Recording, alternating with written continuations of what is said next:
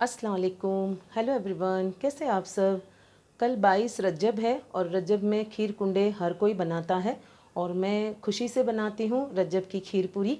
तो मैं सॉफ्ट वाली पूरी और खीर बनाती हूँ। सोचा चलो कल मुझे वैसे भी फातिहा खानी करनी है तो मैंने सोचा चलो आप लोगों के साथ आज ये रेसिपी शेयर कर लेती हूँ।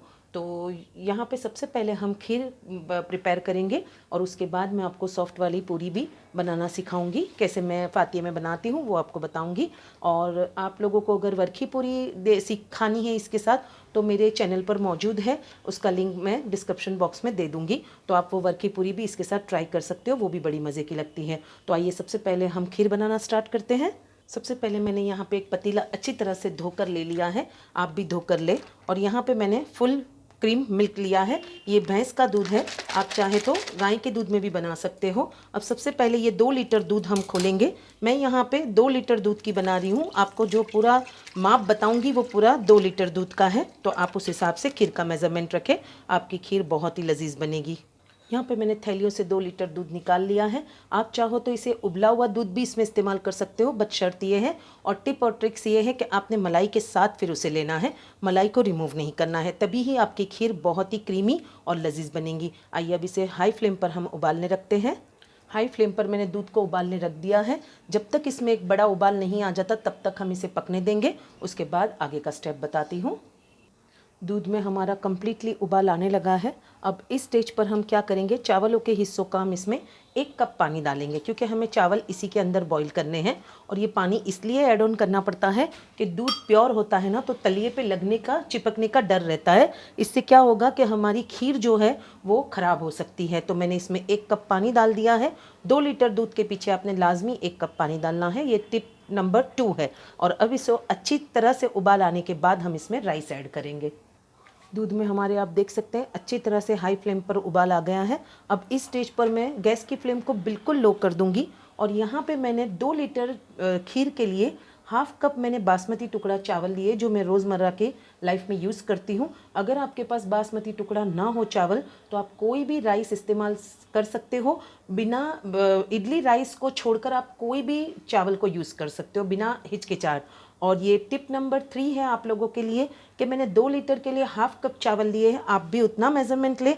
और ट्रिक ये है कि आपने चावलों को दूध के साथ ही पकाना है। बहुत से लोग क्या करते हैं, कुकर में अलग से चावल पकाते हैं, अलग से दूध पकाते हैं, उसमें खीर ख़राब हो जाती है। तो जब चावल दूध के साथ पकेंगे तो उसकी लज्जत डबल हो जाएगी। आप एक बार मेरे तरीके से पका कर देखिए। अब हम फटाफट इसे चलाएंगे, दोनों तरफ हम घुमा घुमा कर इसे अच्छी तरह से मिक्स करेंगे, ताकि हमारे चावल उबलने से पहले उसमें कोई लम्स ना पड़ जाए चावलों में।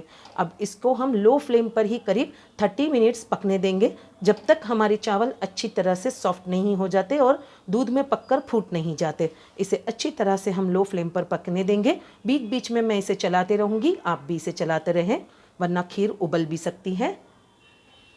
मैंने अच्छी तरह से इसे 5 से 7 मिनट चलाया है लो फ्लेम पर, ताकि हमारे चावल जो है वो अच्छी तरह से 2 बार उबल चुके हैं। अब मैं इसे लो फ्लेम पर 30 मिनट्स पकने दूंगी। जब तक ये हमारे चावल फूट रहे तब तक हम पूरी का आटा सेट कर लेते हैं। आइए अब हम पूरी बनाने की तैयारी करते हैं। यहाँ पे इस मेज़रमेंट के कप से मैंने 2.5 कप मैदा लिया है, आप चाहो तो गेहूँ के आटे में भी बना सकते हो। सबसे पहले हम आटे को छान लेंगे,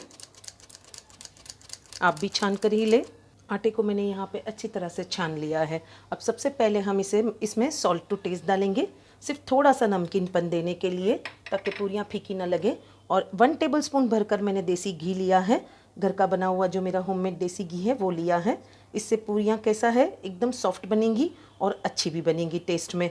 तो आपके पास अगर देसी घी ना हो तो आप इसकी जगह पे बटर भी ले सकते हो, अगर बटर भी ना हो तो आप सिंपल अपना कुकिंग ऑयल भी ले सकते हो। अब मैं इसे अच्छी तरह से मिक्स करूँगी ताकि इसमें कोई लम्स ना रहे। मैंने अच्छी तरह से आटे को मल मल कर मिक्स कर लिया है। अब यहाँ पे मैंने 1 कप वाटर लिया है, सिंपल टैप वाटर है। अब इसको मैं डालकर एक सॉफ्ट डो लगाऊंगी। हमारा जो रोटी का डो होता है उतना ही सॉफ्ट लगाऊंगी मैं। थोड़ा थोड़ा पानी डालते जाएंगे और इसे गूंथते जाएंगे। आटे को मैंने अच्छी तरह से मिक्स किया है। अब इस स्टेज पर हम इस तरह से मुक्की लगा लगा कर इसे अच्छी तरह से एक सॉफ्ट डो करेंगे, चिकना कर लेंगे। आटे को मैंने अच्छी तरह से मुक्की लगाकर इसे ऑयल लगा के चिकना कर लिया है। अब हम इसको एक तरफ रेस्ट देंगे ढक्कन लगाकर। ये कप के मेज़रमेंट के हिसाब से 1.25 कप पानी लग गया है, तो आप अपने मैदे की क्वालिटी पर भी डिपेंड करता है। अब मैं इसे ढक्कन लगाकर एक साइड सेट करने रख दूँगी। करीब 15 से 20 मिनट इसे रखेंगे। आइए, जब तक हमारा आटा सेट हो रहा है तब तक अब खीर की तरफ चलते हैं। आइए, अब हमारी खीर को पकते हुए 30 मिनट्स हो गए हैं। अब हम इसको चेक करते हैं, आपको बताते हैं। ये देखिए, अच्छी तरह से पानी इसका जल चुका है, दाना बिल्कुल फूट गया है, आप देख सकते हैं बिल्कुल गल गया है। अब इस स्टेज पर हम इसमें हैंड ब्लेंडर घुमाएंगे और अच्छी तरह से इसे बारीक कर लेंगे। गैस की फ्लेम अभी भी चालू ही है, हम इसे चालू फ्लेम पर ही घुमाएंगे ताकि अच्छी तरह से बारीक हो जाए चावल। मैंने अच्छी तरह से ब्लेंडर को 2 मिनट घुमा लिया है। अब इस स्टेज पर हम ब्लेंडर को निकाल लेंगे। आइए, अब हम खीर को अच्छी तरह से एक बार पहले चला लेंगे और इस स्टेज पर अब हम सारे मसाले इसमें ऐड करेंगे। सबसे पहले मैं आपको मेज़रमेंट बता दूं कि यहाँ पे मैंने 1 कप शक्कर ली है। जो मैंने मेज़रमेंट बताया है आपको, उस हिसाब से 1 कप शक्कर ली है। और उसी के आगे यहाँ पे हम डालेंगे 100 ग्राम खोआ डालेंगे। खोआ ऑप्शनल नहीं है, ये डालना लाजमी है, तभी ही आपकी खीर बहुत टेस्टी और क्रीमी बनेगी। उसी के साथ हम इसमें डालेंगे, यहाँ पे कुछ दाने मैंने इलायची के पीस लिए हैं, वो भी हम इसमें ऐड कर देंगे। उसी के साथ हम डाल देंगे यहाँ पे मनुके बोलते हैं इसको हमारे यहाँ, तो इसको किशमिश भी बोलते हैं कुछ जगहों पर, वो भी हम इसमें ऐड कर देंगे। सब बाकी के लोग उसमें फ्राई करके डालते हैं, बट मुझे पर्सनली पसंद नहीं है खीर में फ्राई करके डालना, इसलिए मैं नहीं डालूँगी। यहाँ पे मैंने काजुओं को टुकड़ा कर लिया है, ये 1 मुट्ठी के ऊपर है काजू, करीब 1/4 कप पकड़ के चलो। और यहाँ पे मैंने बादाम लिए हैं 1/4 कप, उसको भी मैंने बारीक कटिंग कर लिया है। अब ये सारी चीज़ों को डालने के बाद मैं इसे करीब 1 से 2 मिनट चलाते हुए पकाऊंगी। खीर को मैंने चलाते हुए 1 से 2 मिनट मैंने पका लिया है। अब इस स्टेज पर भी मैंने गैस की फ्लेम को लो ही रखा है। अब इसे लो फ्लेम पर बिना चलाए अब इसे हम 10 to 15 मिनट्स पकने देंगे, जब तक कि हमारा जितना भी ड्राई फ्रूट्स है वो सारा इसके अंदर रच पच नहीं जाता, तब तक हमें इसे पकाना है। खीर को हमारी पकते हुए 10 मिनट हो गई है, आप देख सकते हो ये अच्छी तरह से पक गई है और गाढ़ी भी हो गई है। जब ये ठंडी होगी तो ये और गाढ़ी होगी और हमारे सारे जो ड्राई फ्रूट्स हैं वो भी अच्छी तरह से लो फ्लेम पर पक गए हैं। अब मैं गैस की फ्लेम को बंद करूंगी और आखिरी टिप मैं आपको दूंगी, खीर को टेस्टी बनाने के लिए आप रोज़ वाटर लाजमी डालें। अगर आपके पास रोज़ वाटर ना हो तो आप रोज़ एसेंस भी डाल सकते हो, बट इसी से इसका टेस्ट अच्छा आएगा। अब हम इसमें कुछ बूंदे रोज़ एसेंस की डालेंगे। ये बंद करने के बाद आपने डालना है गैस को, और अब इसे अच्छी तरह से हम चला लेंगे और इसे रूम टेम्परेचर पे आने देंगे। तब तक हम हमारी पूरियों की तैयारी करते हैं। आइए, अब हम पूरी बनाना स्टार्ट करते हैं। हम हमारे आटे को भी चेक करेंगे। हमारा आटा अच्छी तरह से सॉफ्ट हो गया है। अब सबसे पहले हम इसे पॉलपेट पर थोड़ा मल लेंगे और हम इसके छोटे छोटे लुए बनाएंगे। हम चॉकलेट की साइज़ के इस तरह से लुए बनाएंगे, ज़्यादा बड़े नहीं। इस तरह के लुए सारे बनाकर मैं बाउल में रख लूँगी। मैंने यहाँ पे सारे लुए बना लिए हैं।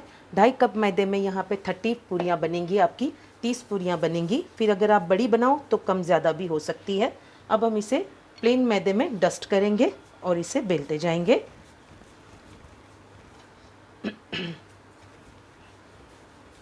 बस हमें ज़्यादा बहुत मोटी भी नहीं रखना है, ज़्यादा पतली भी नहीं करना,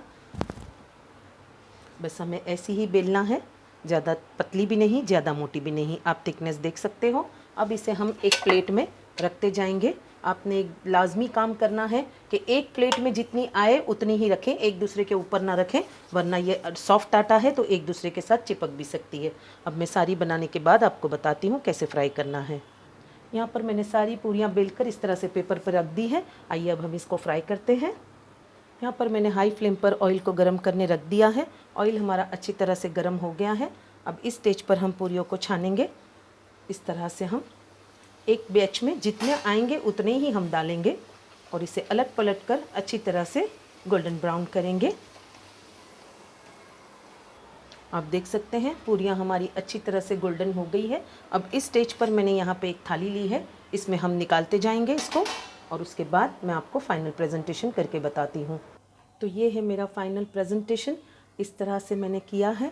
रज्जब की खीर पूरी के कुंडे का। और अभी फातिया नहीं किया है मैंने, इसलिए मैं चक्कर टेस्ट करके आपको फ़ीडबैक नहीं दूंगी। आप लोग इस तरह से बनाकर मुझे कमेंट बॉक्स में फ़ीडबैक दें।